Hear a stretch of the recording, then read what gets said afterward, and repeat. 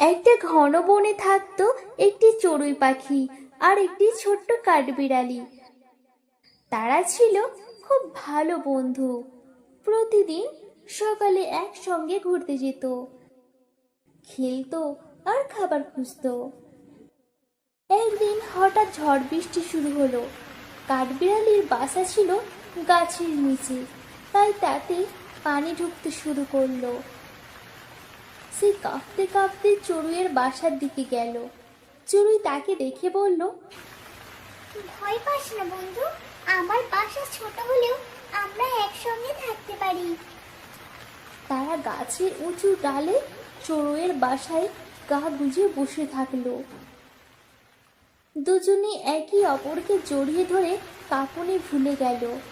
ঝড় থেমে গেলে কাঠবিড়ালি বলল, বন্ধু মানে দুঃখে সুখে একসঙ্গে থাকা, তুই আমার সত্যিকারের বন্ধু। চড়ুই হেসে বলল, আর তুইও। নীতি কথা, সত্যিকারের বন্ধুত্ব বিপদের সময় বোঝা যায়।